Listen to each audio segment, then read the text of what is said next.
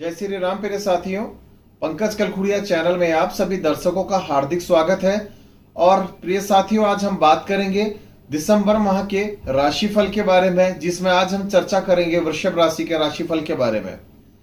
साथियों, सबसे पहले ग्रहों के बैठने का गोचरीय क्रम देख लेंगे और साथ ही में ग्रहों की व्यवस्था इस माह किस प्रकार से 7 बार यानी कि 7 टाइम्स अपनी पोजीशंस को चेंज करेगी, इसे समझ लेंगे। तो साथियों, जो ग्रहों के बैठने का भी क्रम है, लग्न में राहु देव बैठे हुए हैं, साथ ही में षष्ठम भाव में चंद्रदेव और मंगल देव बैठे हैं, सूर्य देव, बुध देव और केतु देव यहां पर सप्तम भाव में बैठे हुए हैं, अष्टम भाव में शुक्र देव विराजमान है और साथ ही में यहां पर इस समय जो भाग्य भाव है यहां पर शनि देव विराजमान है, दसम भाव में गुरुदेव विराजमान है। साथियों, जो यहां पर गोचरों के परिवर्तित होने की व्यवस्था रहेगी, यानी कि जो ग्रह अपनी गोचरी व्यवस्था को परिवर्तित करेगी, 5 दिसंबर को मंगल देव वृश्चिक राशि में प्रवेश करेंगे, 8 दिसंबर को शुक्र देव मकर राशि में प्रवेश करेंगे, 10 दिसंबर को बुध देव धनु राशि में प्रवेश करेंगे, 16 दिसंबर को सूर्य देव धनु राशि में प्रवेश करेंगे और साथ ही में 19 दिसंबर को शुक्र देव मकर राशि में वक्री होंगे, 29 दिसंबर को बुध देव मकर राशि में प्रवेश करेंगे और 30 दिसंबर को वक्री शुक्र धनु राशि में प्रवेश करेंगे। साथियों, जो गोचरों की व्यवस्था परिवर्तित होगी और जो आपके ऊपर इसका प्रभाव रहेगा उसके ऊपर चर्चा कर लेते हैं। सबसे पहले लग्न में बैठे हुए राहु देव के आधार पर हम यह समझेंगे कि जो आपका स्वास्थ्य और आत्मविश्वास का बल रहेगा वह किस प्रकार से रहेगा। इस भाव के जो स्वामी हैं वह अष्टम भाव में जाके बैठे हैं, तो धन के प्रति काफी परेशान चल रहे हैं लंबे समय से और इस समय आप नोटिस कर रहे होंगे कि धन क्यों परेशान कर रहा है, क्योंकि आपके लग्न के स्वामी शुक्र देव है, तो यह आपको चंचल प्रवृत्ति का बना रहा है, आपका आत्मविश्वास डाउन कर रहा है धन के कारण से, जो कि 8 दिसंबर से दूर हो जाएगा।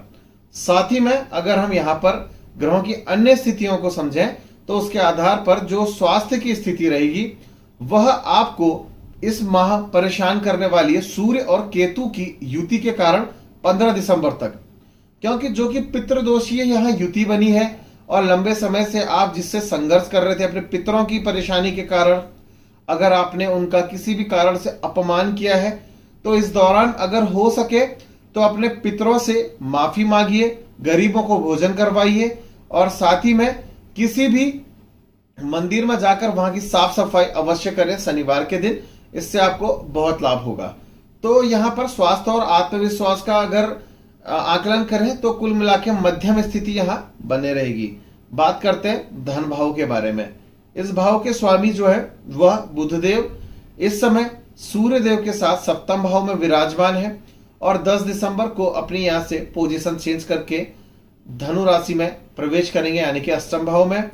तो धन के लिहाज से जो निवेश करने की अगर सोच रहे हैं तो मेरा मानना है कि आपका धन का जो निवेश है वह आप 8 तारीख से पूर्व करें, उसके बाद कुछ समय रुक जाए, क्योंकि 29 दिसंबर तक का समय फिर आपको यहां पर धन के लिहाज से सपोर्ट नहीं कर रहा है कि आप अगर कोई धन कमाए तो एकदम से क्लिक होकर के आपके पास आए। साथ ही में साथियों, धन की जो जमा पूंजी होती है उसके आधार पर अगर हम देखें, व्यवसाय में निवेश करने के बावजूद ही आप अपने पास धन की जमा पूंजी को एकत्र कर पाएंगे। अन्य सोर्सेस में अगर आप कहीं पर निवेश करेंगे तो वह आपके लिए ज्यादा हितकारी लाभकारी दिखता हुआ नजर नहीं आ रहा है। साथियों, बात करते हैं यहां पर पारिवारिक जीवन की। इस भाव के स्वामी जो है सूर्य देव है और वह सप्तम भाव में केतु देव के साथ विराजमान है। परिवार के अंदर किसी न किसी प्रकार से मनमुटाव की स्थिति बने रहेगी। परिवार के लोगों की वजह से यहां 16 दिसंबर के बाद से तनाव बढ़ना शुरू होगा और यह तनाव जो है चरम तक जाएगा।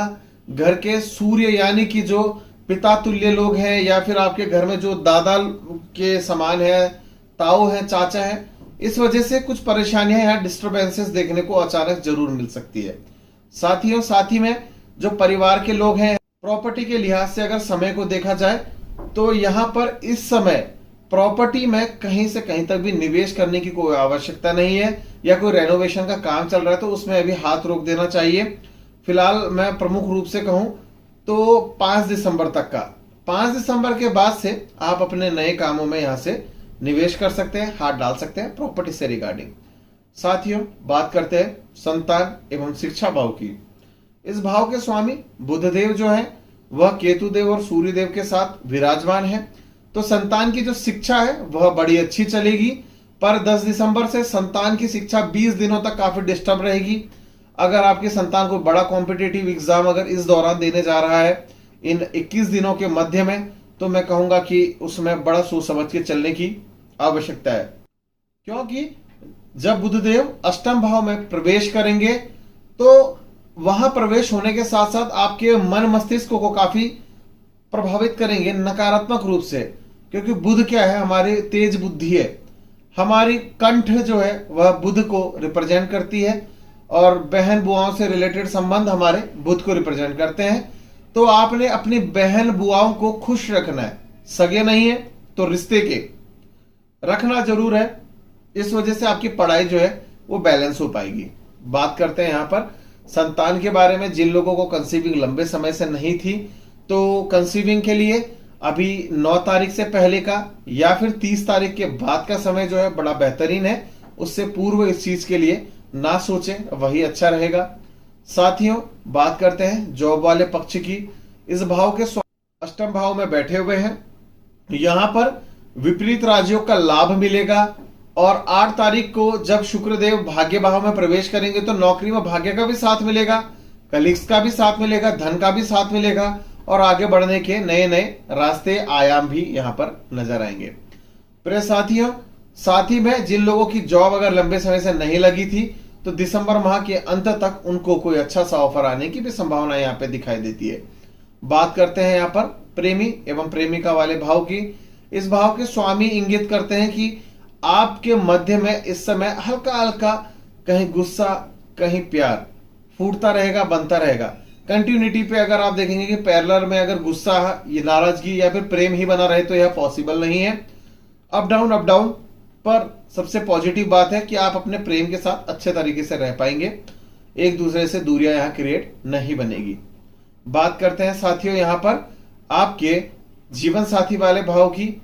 साथ ही में साथियों यहां पर अगर जब पति पत्नी वाले भाव या जीवन साथी वाले भाव को अगर जब हम देख रहे हैं, इस भाव को देख के पता चल रहा है कि बड़ा तनाव यहां पर बन रहा है आपकी पत्नी के साथ आपका, क्योंकि जो पितृदोषी युति बनी हुई है माह के प्रारंभ में आपको बहुत डिस्टर्ब करेगी, पर उसके बाद आपको बहुत अच्छा बेनिफिट भी इसका मिलेगा, क्योंकि बुधदेव धीरे धीरे 10 दिसंबर को यहां से निकल जाएंगे और धनु राशि में।